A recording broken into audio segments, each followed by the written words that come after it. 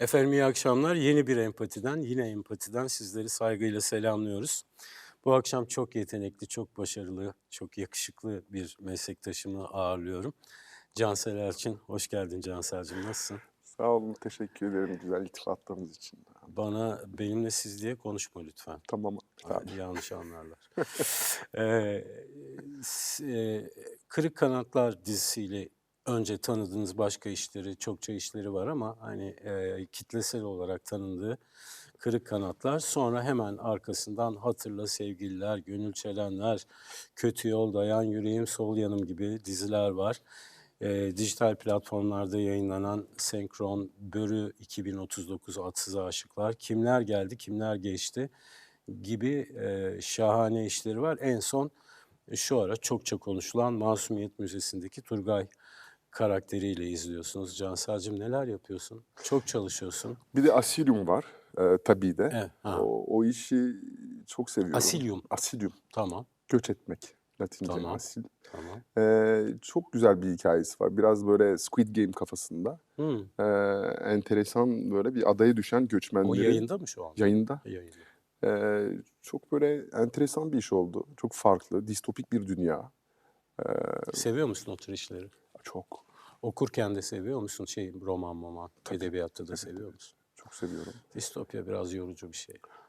Şeyden itibaren galiba oldu o. 1984'ü Evet. okuduğumdan beri. Hı.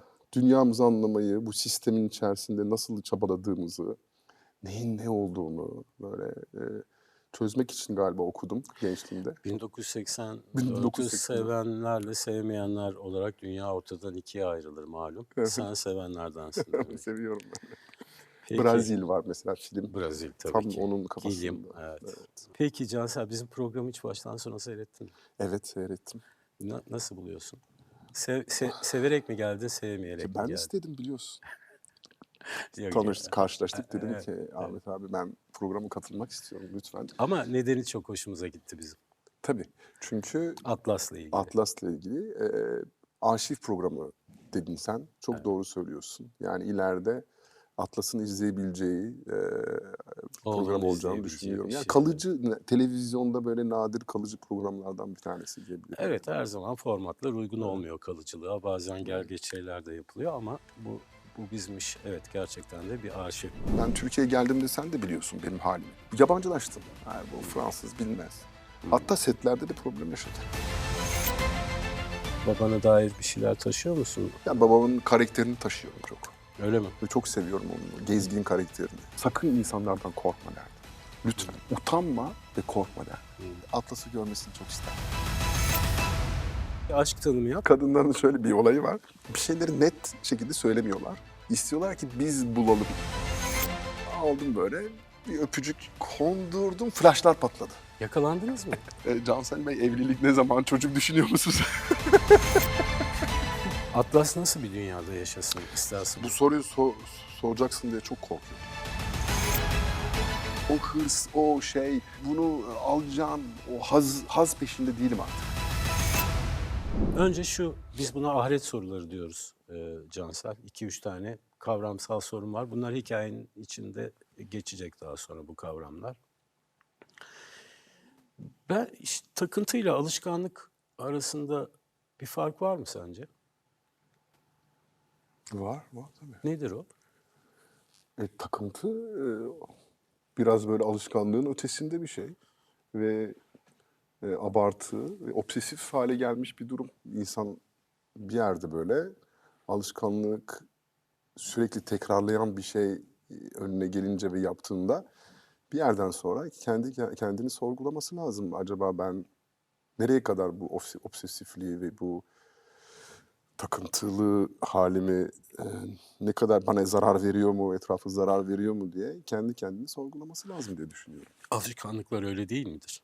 Değildi. Daha masum değil mi Bazen onlar? alışkanlıklar da insanı rahatlatabilir. Benim kedilerimin alışkanlıkları var ve çok mutlular mesela. Kaç Obsesif. kedim var? 2 kedim var. Benim de 2 kedim var. Peki, güzel.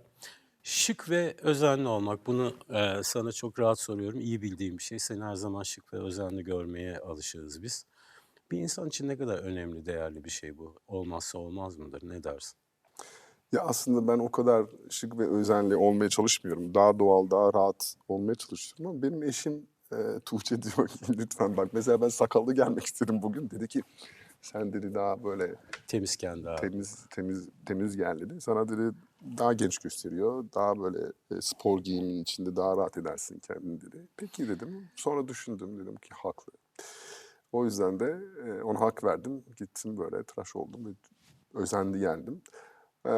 Yerine göre böyle aslında baktığında nereye gidersek biz böyle bir oyun oynuyoruz. Bir karaktere oluşuyoruz. Şimdi ben annemle konuşurken onun oğlunun karakteriyle konuşuyorum. Arkadaşlarımla onların arkadaşları Hayal karakteriyle kırıklığına uğratmamaya dikkat uğratmamaya ediyorsun değil mi? çalışıyoruz. Anneni Yani annenle sürekli birlikteyken. her yerde aslında baktığında böyle birer karakteriz.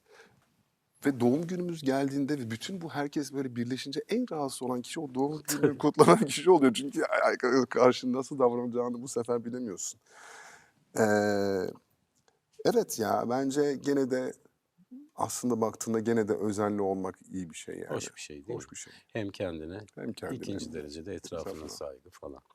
Güzel. Peki miras desem ne dersin? Miras nedir? Mirası yaşatmak nedir? Biraz o ölçekten bakalım. Ya bir tane hikaye var şu çocuğum olduktan sonra böyle geldi önüme ve o hikayeyi okudum çok hoşuma gitti. Bir anne, belki biliyorsunuzdur herkes de biliyordur annenin karnında ikizler konuşuyor. Hı. Biri diyor ki ya doğumdan sonra bir şey varsa diyor. Hı. Öbürü de diyor ki ya olur mu öyle bir şey hiç? Doğum bitiyor işte. Doğumdan sonra geri gelen yok ki diyor. Ya diyor böyle diyor. Kordonumuzdan kurtuluyorsak, yemek yiyorsak, ağzımızda, ayaklarımıza kuşak. Ya olur mu öyle şey diyor öbürü. İmkansız diyor. Nereden uyduruyorsun Nereden bunu? uyduruyorsun diyor. Ya diyor ölümden sonra anne varsa diyor. Ben diyor bazen diyor sessiz olunca diyor onu hissedebiliyorum, onun sesini duyabiliyorum diyor. Olur mu öyle şey ya diyor. Hiç diyor doğduktan sonra geri gelen olmadı ki diyor. Bu hikaye benim mesela hoşuma gidiyor. Çünkü bilmiyoruz, bilmediğimiz için de. Hı hı. O yüzden miras konusunda biraz olsun yaşatmayı, çünkü unutuluyoruz, çok çabuk şekilde unutuluyoruz. Biraz daha böyle kalan, ben mesela babamı yaşatmayı istiyorum bir şekilde, ondan bahsediyorum. Ee, o, onun duygularını, onu anlatmayı, onun ne yaptığını, biraz olsun böyle onu yaşatmak istiyorum yani hayatımda ve etrafımda. Evet, miras olarak böyle bir spiritüel mirası devam ettirmek istiyorum yani. Vardır ve olur o diyorsun. Olur, Yani evet. Ve onu yapmak. benden sonra da işte bu programlar, bu hayat, bu işte belki e, ya şey oluyor birdenbire. Bir egosantrik bir düşünceye doğru gitmeye başladım Olsun ya. canım. Allah Ya Allah sen. yani biraz olsun olmak isterim yani biraz daha böyle. Keşke o taraftan görebilsek biraz. Mirasıma sahip çıkılsın isterim mi İsterim diyorsun? Ha, değerlerimi, evet, düşüncelerimi. evet. e, o yüzden de dikkat ediyorum bu dünyada yaptıklarımı. Bunlara değer veren birilerini hayatımızda canlı tutmaya dikkat edeceğiz o zaman Evet değil mi? tabii ki. Evet, miras bırakacak kimsesi olmayanlar da oluyor. Tabii onlara. Kırıp döktükleri için özellikle de. Ya Peki, bu dünyada evet yaptıklarımıza dikkat etmek lazım. Çünkü arkamızdan kötü konuşmasınlar ya. O çok öyle önemli. mi diyorsun? Tabii. Umurunda yani bu. Umurumda tabii. Peki. Ya aynı şey mesela yemek yerken şeyin tabanı temizlemek gibi bir şey bu. Hani orada bırakmayacaksın tabanı. Yani. Bitirdikten sonra mı? Tabii gidip Makineye yıkanır, koymadan makineye önce koyarsın, temizlersin, veya lavaboya. rafa kaldırırsın. Peki. Peki güzel cevaplar aldım. Bakalım bu cevapların izlerini bulabilecek miyiz hikayenin içinde? Başlıyorum ve Tamam. Cansel'i nereye arzu ediyorsa oraya şimdilik gönderiyorum. Sonra davet edeceğiz. Cansel'cim ilk hikayemizde 1950 yılında, 50 yılında Rize'nin İkizdere ilçesinin bir köyünde doğuyorsun. Ekonomik olarak rahat bir evdesin. Sevimli ve sakin bir çocuksun. Baban ne yazık ki eğitim görmemiş. Tarım ve hayvancılıkla uğraşıyor. Ama eğitime oldukça önem veriyor. Ciddi ve sert görünümlü bir adam. Ve köydeki erkeklere göre farklı bir stili var, tarzı var. Herkes yöresel kıyafetler giyerken orada baban takım elbiseyle dolaşıyor. Fötr şapka ve kravat takıyor. Şık giyim tarzıyla itibar kazanmış biri. Ancak aynı zamanda insanlar babanı bir miktar yadırgıyorlar. Hatta ondan Perçemli Harun diye söz ediyorlar. Sen babana hayranlık duyuyor ve gıpta ediyorsun. Baban gibi olmak istiyorsun. 4-5 yaşlarında bir çocuk, baban sıra dışı birisi. Köyde yadırgayan çok. Peki sen yadırgıyor musun babayı? Yadırgamıyorum. Öylesine kabul ediyorum babayı. O senin baban. Tabii. Peki bir diğerlerinden farklı olduğuna dair bir gözlemin var mı? Çünkü köydeki herkesten biraz farklı ve renkli giyinen birisi.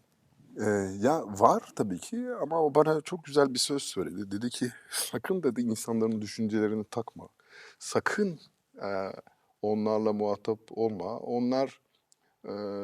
Sen onlardan daha zeki bir çocuksun. Hatta benden bile daha zeki bir çocuksun. Hmm. Sen bu yüzden okumalısın, öğrenmelisin, bilmelisin ki ileride e, e, yurt dışına git. Orada moda ve tasarım oku. Ve 4-5 yaşında mı söylüyor baban sana evet, bunları? tabii bunların hepsini 4-5 yaşında söylüyor. Burada bir dur istersen. Baban kılığına, kıyafetine ziyadesiyle özeniyor. Kazancının çoğunu terzilere veriyor. Kendisine şık takım elbiseler, gömlekler diktiriyor. Bu takımlara uygun fötr şapkaları var, kravatları var ve bu giysilerle ortalıkta köyün sahibi gibi dolaşıyor. Çocuklar ve gençler ondan epeyce çekiniyorlar. Zira babanın giyimi kuşamı aynı zamanda ona bir otorite de yüklemiş oluyor. Üstelik baban evde de dışarıdaki gibi, yani evde öyle palas pandıras gezen birisi değil. Son derece ciddi ve mesafeli. Herkes babandan çekiniyor, korkuyor. Sende de var mı o korku? Biraz var ama bu hayranlık içine Bunlar karışık. giren bir korku. Bir de e, babamın da böyle çok hayran olduğu biri var. Onun kıyafetlerine, e, onun bıraktığı bir mirası da böyle devam ettirmek O kim istiyor. o? Mustafa Kemal Atatürk. Ha, anladım. O yüzden de onun gibi giyiniyor zaten. Fötr şapka ve Onun sembolü mü diyorsun? onun devamını Tam dile da getirmek onu istiyor. soracaktım. Fötr şapka kravat sence neyin sembolü değil? Sen Atatürk'ün diyorsun. Onu benimsediği için Evet. öyle giyiniyor. Onun Peki, değerlerine sahip çıkmak ve devam ettirmek için. peki. Babana istediğin gibi yaklaşamıyorsun. Sende de ufak bir korku var. Aynı zamanda üzülüyorsun da, çünkü babanla sohbet etmek çok zor. Çocukluğun babanın mesafe koyması nedeniyle biraz hüzünlü geçiyor. Halbuki baban sana minicik bir tebessüm etse hemen mutlu olursun. Biraz ileri sarıyorum 1956 yılına. Yani 6 yaşındasın. İlkokula başlıyorsun. Harıl harıl ders çalışıyorsun. En yüksek notları alıyorsun. Amacın babanın gözüne girmek. Diğer yandan da boş zamanlarında anneni çarşıya sürüklüyor. Sana şık bir şeyler alması için ricacı oluyorsun. Baban gibi aynı, şık olmak için. Okula gitmediğin günlerde farklı kombinler yapıp aynanın karşısında kendini seyrediyorsun. Anladığım kadarıyla babandan çekiniyorsun ama o senin için bir rol model aynı zamanda. Onun gibi şık giyinmeye çalışıyorsun. Şık ve özenli olursan babanla arandaki mesafenin mesela azalacağını mı düşünüyorsun acaba? Yok, azalacağını düşünmüyorum. Sadece o benim bir kahramanım, bir modelim. Hatta anneme de kızıyor bazen. Çünkü annemin kıyafetlerine de karışıyor babam. Öyle mi? Ve bu konuda da ben de anneme yardım ediyorum. Diyorum ki babam haklı, ben de karışıyorum o şeylere. Annem de bana kızıyor. Bir ailede böyle bir şey oluşuyor ama böyle bir tartışma konusu oluyor. Ama işte babama da eleştirecek bir şey bulamıyorum. Çünkü gerçekten inanılmaz güzel şekilde Ne giyiniyor. yapsınmış annen? Tayörler mi giyip Evet, gezsinmiş onu köyde? istiyor tabii. İkizdere Aynen. köyünde. Onun da böyle dışarı çıkınca böyle Farklı olmasını, farklı görünmesini olmasını istiyor istiyor. Hatta yardım ediyor. Ona böyle kıyafetler alıyor, ona böyle elbiseler alıyor, diktiriyor. falan. Evet.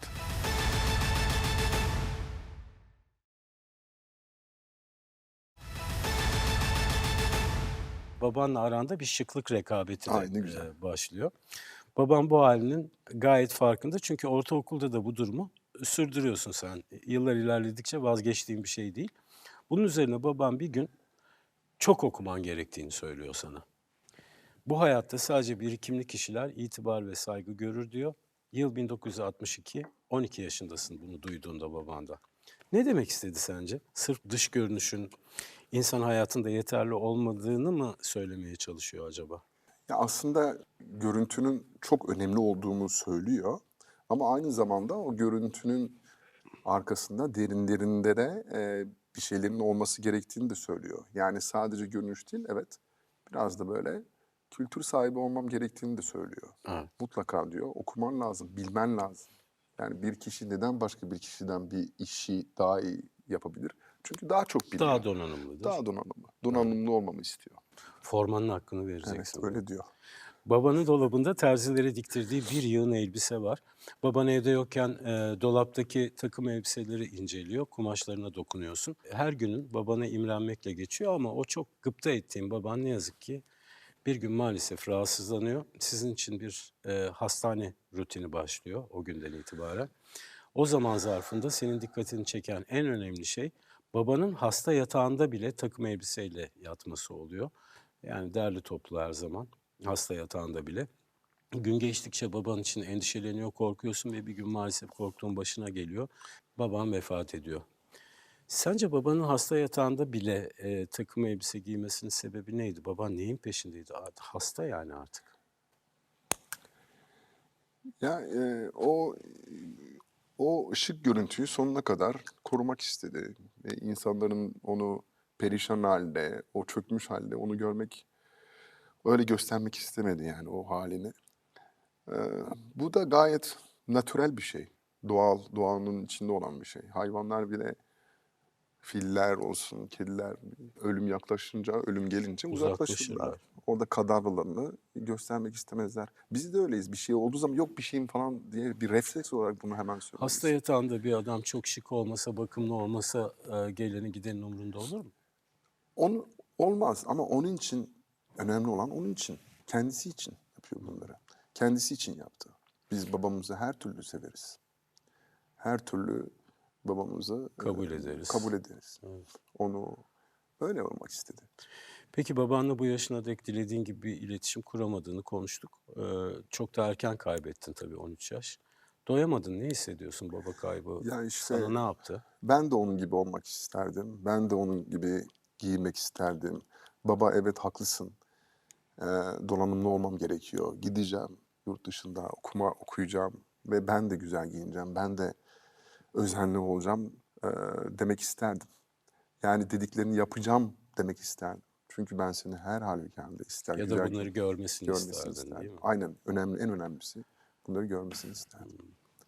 Yaz seni hırpalıyor, çok acı çekiyorsun, ölüme kahrediyor, okulu bırakıp babanın işini sürdürüyorsun. Yılların çalışarak geçiyor.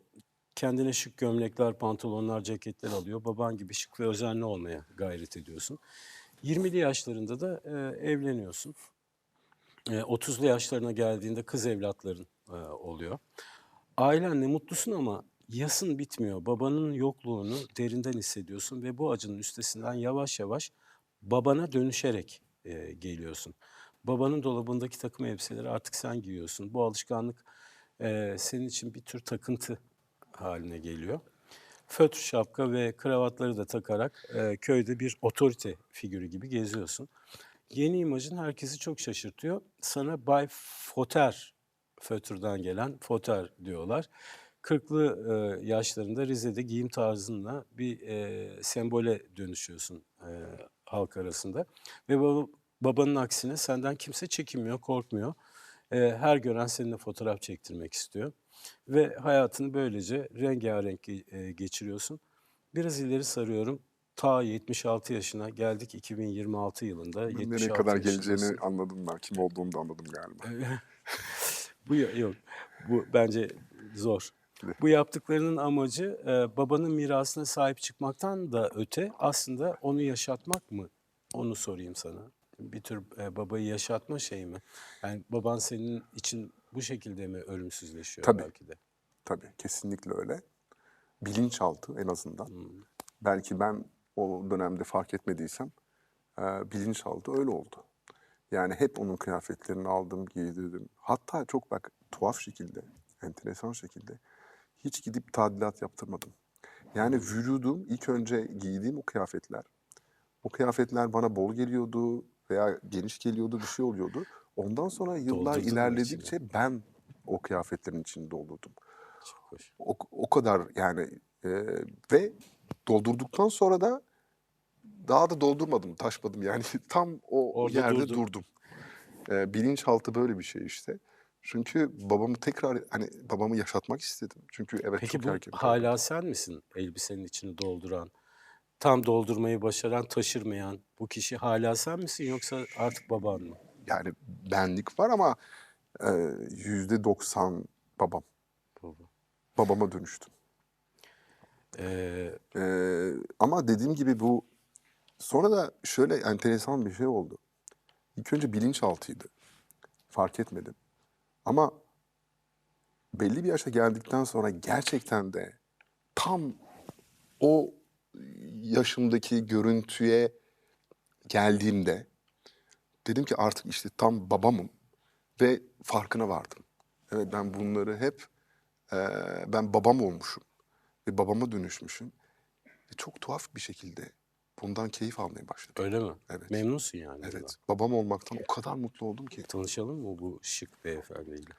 Evet ve biliyor musun 4 yaşında bir oğlum var ve ben de böyle ona böyle şimdi kıyafetler ve babamın kıyafetlerini gösteriyorum, fotoğrafları. O da bana Bir o da zevki böyle olsun istiyorsun zevki. şimdiden. Şimdi onu böyle doğru yola göndereceğim. Önce misafirimizi yollayalım, sonra konuşalım. Efendim geliyor. Kaptırdım kendimi.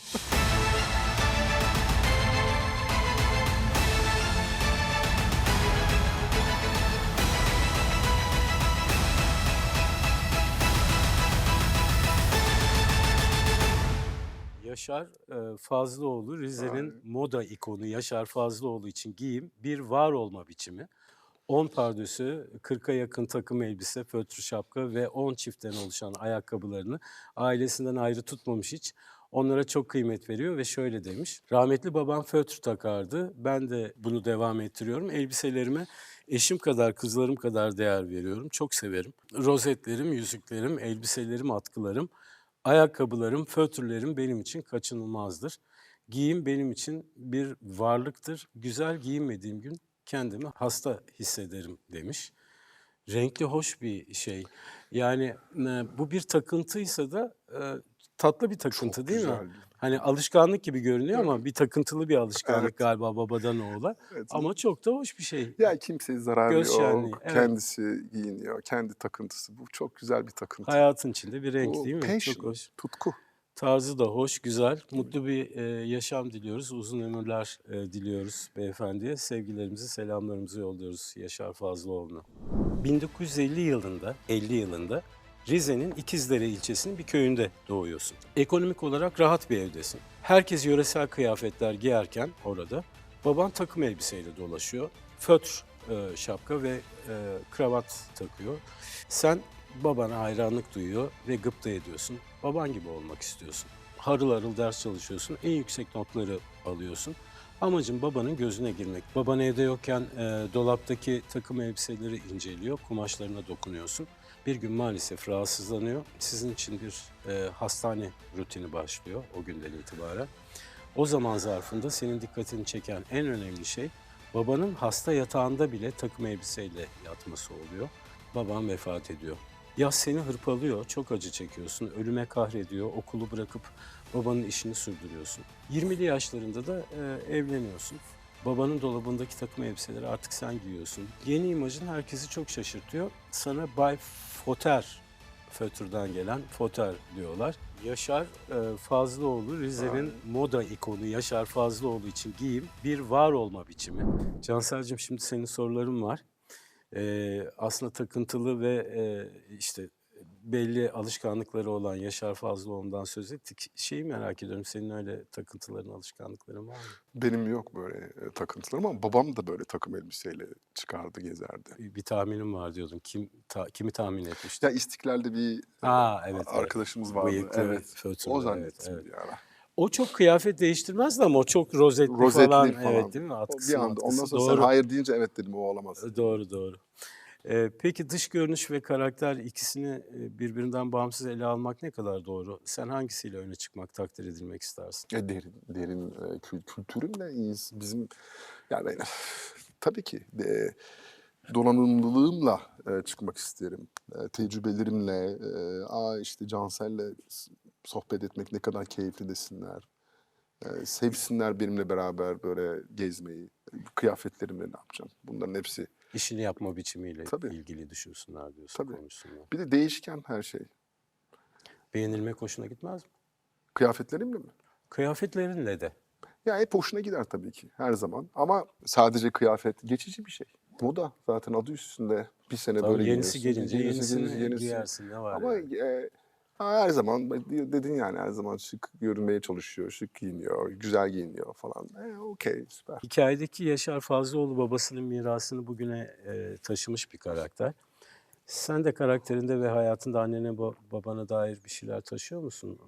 Yani bilerek bilmeyerek diye sorayım, bunu taşıyor musun? Hangi yanlarını barındırıyorsun? Ya babamın karakterini taşıyorum çok. Öyle mi? Ve çok seviyorum onun gezgin karakterini. Baskın bir karakter Baskın. miydi? Çok enteresan bir adamdı. Böyle marjinaldi. O da biraz işte Tire gibi köyde doğdu. Egeli. Egeli. İlkokul mezunu. Ama şeydir, terziydi. Çok iyi bir terziydi. Evet, konuşacaktım şimdi onu. İyi oldu Kalfaları girdiğin. Evet. e, Tire'nin işte Rum e, ve Yahudi mahallesinde büyüdüğü için oradaki kalfaları onlar o İşi oradan terzi işi öğrenmiş. çok el sanatını çok iyi bilenler. Çok. Evet. Onlardan öğrendi. Öğrenince de e, bu işi Türkiye'de yapmak istemedi. 19 yaşında ilk sütyeni getirendir kendisi. Sütyen fabrikası kurdu. Ama abisiyle anlaşamadı, aileyle 60'lı anlaşamadı. yıllarda herhalde, değil mi? Evet, 1938, 1960'lı yıllarda. Sonra 64'te Almanya'ya gitmek istiyor. Ama gidemiyor. Almanya kabul etmiyor onu. Fransa'ya gidiyor. Hı hı. O da iyi oldu zaten. Sonra Paris'e geliyor. Paris'e gelince de bunu tabii o el sanatı çok iyi bildiği için özellikle Zanaatin önemli olduğu bir yer evet, tabii. erkek takım elbiseyi baştan e, yukarı kadar dikebilen ve özellikle bu ceket yakasını çok iyi dikebilen bir O adam çok olduğu için önemli bir evet. şey. Değil mi? En Şeydeki zor o çizgi. yaka. Evet. Evet, onu dikmek. Bir de galiba pantoloncu başkadır, ceketçi başkadır. İkisini bir arada yapan Evet, ikisini astarını bir arada bilmem yapıyor. nesini. Evet. Külotiye olarak giriyor. Pierre Cardin'e giriyor. Hmm. Sonra Francesco Smaldo'da çalışıyor. Ama mutsuz. İyi para kazanıyor. Çünkü neden? Bu gurbetçiler her zaman e, ülkeyi terk ettiklerinde, Avrupa'ya gittiklerinde biz burada 2 sene, 3 sene para kazanacağız. Sonra köyümüze döneceğiz Rahat kafasındalar. edeceğiz. Ama hiçbir Sonra zaman öyle dönünce. olmuyor. Olmuyor. Çünkü oraya gidiyorlar, oraya adapte olamıyorlar. Türkiye'ye dönünce Türkiye'de yabancılaşıyorlar. Böyle arafta kalmış insanlar gibi oluyorlar. Böyle git gel yapıyorlar. Çünkü ben geldiğimde Türkiye'ye dili iyi kavrayamadım. Yani bilmiyordum çok fazla. Türkçeyi öğrenmekte zorlandım. Aksanım vardı. Ama şeydim yani ben hani Türkiye'de böyle 1-2 sene kalıp sonra Fransa'da devam ederim diye düşündüğüm için. Düşünmüştüm. Yabancılaştım. Bu Fransız bilmez. Hatta setlerde de problem yaşadım. Bu Tatsız konuyla. şakalara maruz kaldın Tatsız, herhalde. tatsız değil ya. Ben onları hiçbir zaman yapmadım. İmalı demek istedim Ama aslında. benim iş ve kavrayışım, hani iş düşüncemle buradaki örtüşmüyordu. Evet, evet. Evet, bir şey. Ama Thomas Giritlioğlu diye bir Geleceğim. Dur, hepsini tamam bir pardon ya. seferde dökme. Şimdi babandan bahsedecektim Tabii ama babam orada işte ondan sonra 1973'te dur, tamam bir şeyi söyleyeceğim. Yani babanın bu mahir terziliği senin karakterinin dikiminde de geçerli oldu mu? Çalıştı mı senin üstünde? tabii tabii. Bir zanaatkarın oğlu olmak, iyi bir zanaatkarın oğlu olmak ne fark yaratır? Bir kere o da sanatçı. Tabii. Hatta şöyle bir şey var. Ses dergisine giriyor, şarkı söylüyor orada. Finale kalıyor. Hmm. Finalde eleniyor. Galiba sanırım onun en büyük travması o. Ve tamamen reddediyor o dünyayı ondan sonra. Ticarete atılıyor ama ticarette de çok başarısız. Çünkü büyük bence hani benim gözümde öyle yani. Bence şeydir yani çok büyük bir sanatçı ve hatta çok zeki bir adam olduğu için disleksi vardı bence onda. Ve tabii ticarette disleksi biraz sıkıntılı rakamlarla ilgili. Disleksi de o zaman henüz icat edilmemiş, söyleyemiyorlar Tabii canım. disleksisini diye. Bende de Evet. var hafif. Çok insanda var yani. Hepimize, Evet. neredeyse hepimizde var galiba. O yüzden Adı de yeni konduğu için. evet. O yüzden de biraz böyle çok çabuk sıkılıyordu. Yani olduğu yerde, yaptığı işten hemen bir şey icat ederdi, yapardı. harekete geçerdi. Ama harekete geçtikten sonra ben bırakır başka bir işe geçerdi. Sen O, babanla ilgili şöyle diyorsun. Hiç kimseyi dinlemezdin. Bunları evet. yazmışsın sosyal medyada.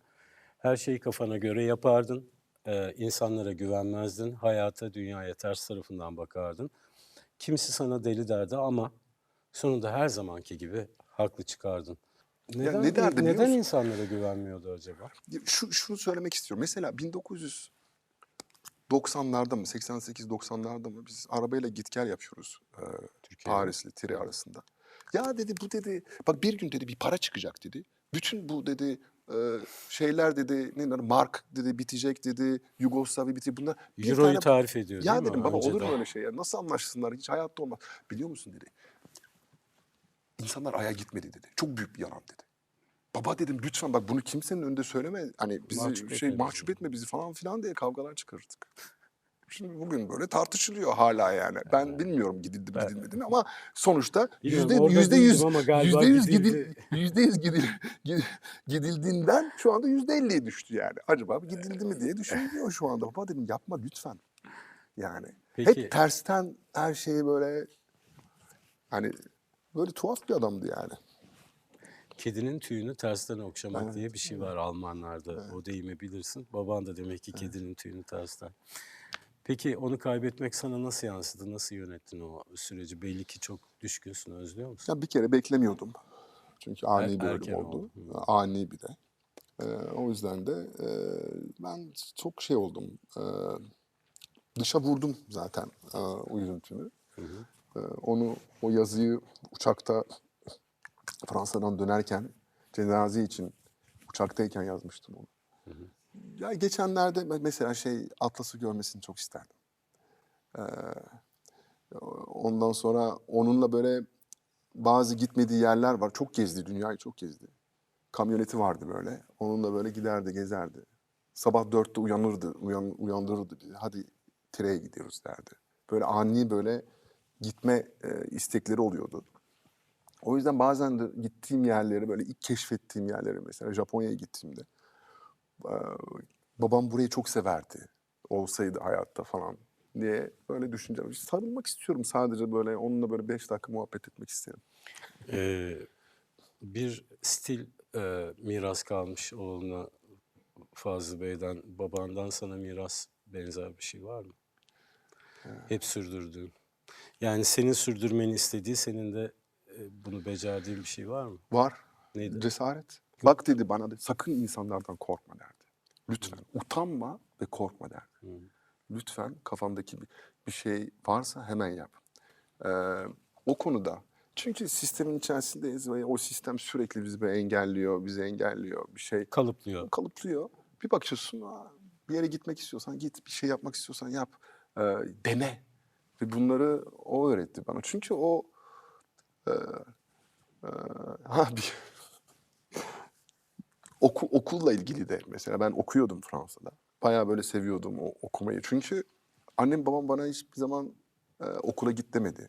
Veya Ders takip çalış etmedi. demedi. Hangi sınıfta olduğumu da bilmiyordu. Ama bir gün geldi dedi ki ya dedi bak çok fazla okuma dedi. Yani iyi bir şey değil dedi. Biraz da dedi. Gez mi demek istiyor? Evet Gör, biraz da böyle deneyim. sosyal hayata gir yani. Çok fazla akademik kalırsın. Yani başka bir kelime kullandı da söylemeyeyim şimdi. Fazla dedi akademik kalırsın dedi yani çok dedi. Biraz dedi böyle tecrübe edin dedi yani. Çok fazla okuma dedi yani benim sana tavsiyem dedi. Sadece okuma anlamında Muhtemelen kendisi hiç herhalde. okumadığı için. Peki cesaret diyorsun miras kaldı ve cesur buluyorsun kendini Bazı konularda evet. bazı konuda. Ya bir kere Mesleki şeyler mi? tabii. Yoksa sosyal ilişkiler? Çünkü babanın sosyal yanı belli ki çok kuvvetli. Ya sosyal ilişkilerde de öyleyimdir. Mesela giderim bir grubun içine girip konuşurum rahat şekilde.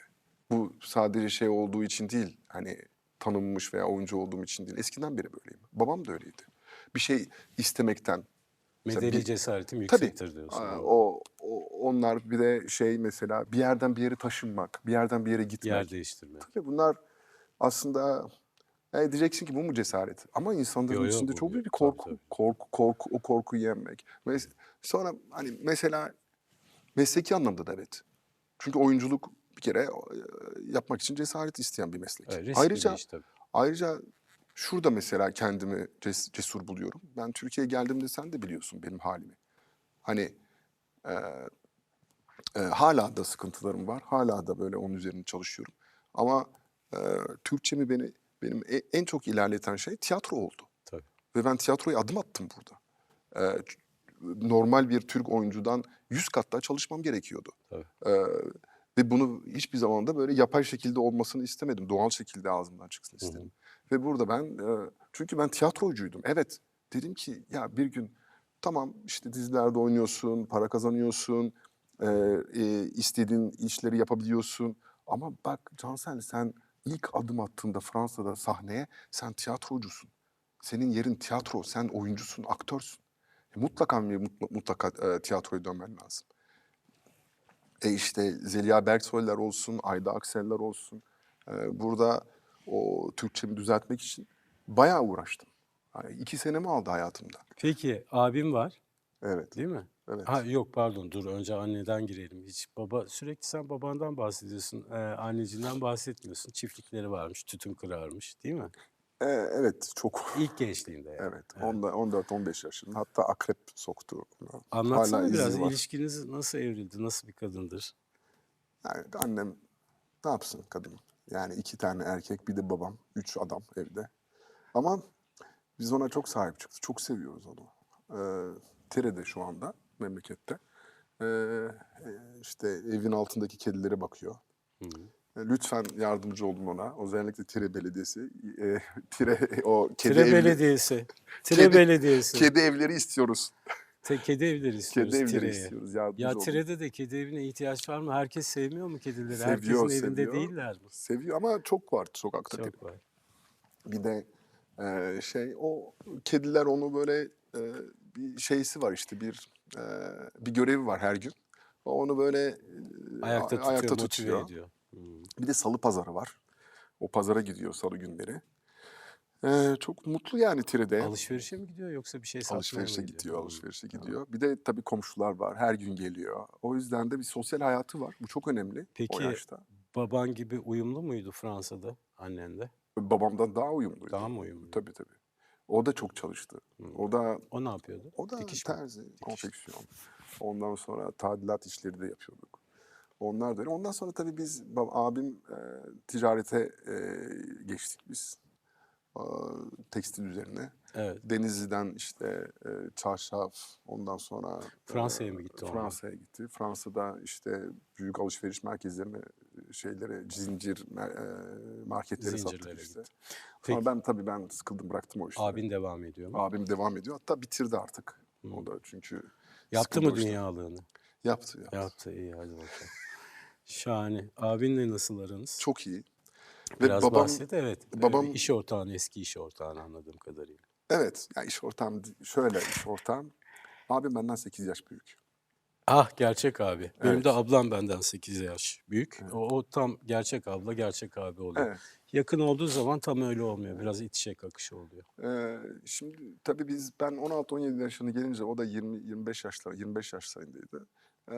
Bu adaptasyon problemi yaşayınca anne baba Fransa'ya biz sahiplendik. Yani annemiz babamız bizim çocuklarımız gibi olmaya başladı. Tabii. Biz yönetmeye başladık. Bir Tabii. de 2 erkek olunca da ve böylece çok güzel oldu. Çok iyi ilerledik. Ee, Ama abim tabii yönettiği için her şeyi aslında ailede piramidin en tepesinde o Tepesinde o var. oldu. Psikolojik anlamda aileyi böyle çocukları olduk yani onun. O da çok seviyordu ama Onun mesela eşi Meksikalı galiba değil mi? eş Meksikalı, evet. 3 çocuk mu var orada? 3 çocuk 3 var. çocuk var. Maşallah. Evet. Evet. Ve o çocuk yapacak bir adam değildi yani. Ben çok şaşırdım işte. İki sıcak milletin aşkı 3 çocukla sonuçlanmış. Evet. Bir Ama Türk, bir Meksikalı. abim Tire'yi çok seviyor. Türkiye'yi çok seviyor. Geliyor. Buradalar mı yoksa? Yok, geliyor. Çok Gelip geliyor gidiyor. buraya. Yani buraya yerleşmek istiyor. İstiyor çok. Tire'yi çok seviyor. Ne güzel. O Kökten yüzden kopamama var. abim biraz baba figürü var yani abimde. O yüzden de işte babam da vefat ettikten sonra abimle biz çok yakınlaştık. Eskiden o kadar değildik. Birleştik yani. Şimdi Artık baba yarısı evet, abi. evet. Babamı özleyince abimi arıyorum. O Ne da beni güzel. arıyor biliyorum babamı özleyince.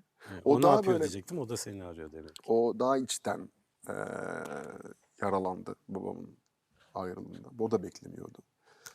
Siz kaç yaşındayken? 2017'de işte. Aa, çok yakın zamanda zaten. Yani 10 sene oluyor. Yavaş, çok hızlı gidiyor ya. Çok 8 soğuk. sene oluyor. Çok, evet. Tire'de hala haberdar olduğun ya da olmadığın bir çocukluk aşkın var mı? Yok. Yok mu? Fransa'da Kaç var. yaşında gittin? 9 yaşında 9 gittim. yaşında. Fransa'da bir tane böyle, şimdi şöyle bir şey oldu. Tire'de o üniformalar, siyah beyaz, Sıkışmış, sıkışmış formel. böyle işte Evet. market. Hayatımda böyle mesela süpermarket yoktu o dönemde. Kola yoktu. Hı hı. Hiçbir şey yoktu. Bir tane telefon vardı. O da bakkaldaydı. Oradan böyle babamı arardık. Çünkü o bir sene önce gitti bizden. Fransa'ya gidince birden siyah beyazdan renkliye geçmiş gibi oldum. Yani sınıfta sarışın kızlar, çantalar parlıyor, çizgi filmler. Kılıklar, kıyafetler yanıyor. Evet. Yani o 3 tane misketi ben 10 liraya kazanınca 10 liraya satıyorduk böyle bir arkadaşlarımızla, böyle bir şey yapıyorduk, bir alışveriş yaparken bir baktım abi markette bedavaya veriyorlar misketleri falan filan Paris'in ya. neresindeyiz? Bir Paris banyodayız. değil, banyosundeyiz. Banyosundeyiz. Bondi'deyiz. Bu Bondi. Mbappe'nin çıktığı yerde yani. Tamam, getto yani. Sonra Sonra şimdi Bondi gene getto de var. şimdi getto, sonra daha da getto yerlere Daha da gittik. getto. Clichy-sous-Bois, Öyle mi? Montfermeil, o taraflara gittik. Babanın işi iyi giderken niye gettolardasınız? Çünkü Türkler mi var oralarda Evet, daha aynen öyle. yakın Tabii. olmak için? Sosyal açıdan. Evet. Evet, anladım. Bu Türkler senin için sıkıntılı bir şey. Babanlar için iyiyken bir şekilde ama senin için entegrasyonda farkında sorun, değildik. öyle mi? Bir de o dönemde mesela e, Yunan komşumuz vardı, Ermeni Partena vardı komşumuz. E, Türk arkadaşlarımız vardı. Aynı binada oturuyorduk. Fransızlar da vardı. Aynı Ama denizde böyle yüzmüş şey değildi adamlar yani. yani. Öyle yavaş yavaş oluşmaya başladı o getoluk. Benim dönemimde gene de böyle bir multikültürel ama aynı yerde oturan, değerliydi o oraları. Bir de şöyle bir şey vardı. Okula girdim. Bir hafta sonra elime tenis raketi verdiler. Onun ne olduğunu bilmiyorum. Tövbeler olsun. Dunlop böyle tahtadan. Anneme sordum, bu ne dedim. Bilmiyorum dedi, süzgece benziyor dedi. Babam dedi, anlamıyorum dedi. Abine soralım dedi. Abim geldi, o da Tenis raketi. ütü yapıyordu, ütücülükten geldi. Dedi ki ya dedi, galiba dedi bu tenis dedi Cansel dedi. Bak dedi, bir tane file takıyorlar dedi. Bunu dedi sen öğren dedi. İleride dedi zengin insanlarla oynarsın dedi, işini yarar dedi. Sonra bizi Oynadın böyle mı tenis? oynuyorum, hala Hala oynuyorum. oynuyorsun. Sonra jimnastik salonuna götürdüler bizi. Öğrettiler. Dediler ki sevdin mi bu işi? Sevdim. Bir Evet. tane kağıt verdiler. Git kulübe. Kulübe gittim. Dediler ki üyeliği aylık işte 5.000 frank. İşte o dönemde düşün 500 euro gibi bir şey. Dedim ki ben de bizde yok o para. Veremeyiz. Dedi ki boş kortlarda oynarsın ama toprakta oynamazsın. Sadece hard kortta. Hmm. Oradan o sert kortlarda boş zamanda yağmur, karda orada Oralara. işte Cezayirli, Senegalli arkadaşlarımla tenis öğrendim. Bir de hoca vardı, yardım ediyordu. Maroklarla. Sonra Roland Garros'u götürdüler falan filan. Bir ay sonra kayağa götürdüler. Yani iyi Getto'da oturup Roland ama öyle. Garros'u izlemek. Evet. Ama Gezmeye yani götürüyor. başladı dolanım. Evet. Spor, sanat, Bilgi, görgü. evet başladı orada. Peki eskiden bende biraz asosyallik vardı diyorsun bir yerde. Asosyallik, dilini bilmediğin, tanımadığın bir ülkede bambaşka bir hayatı yaşamak zorunda kalan 9 yaşında bir çocuk için belki bir savunma mekanizmasıdır diye düşünüyorum. Katılır mısın ona? Tabii. Ben asosyalim. Yani bana yaklaşmayın falan. Böylece Yok.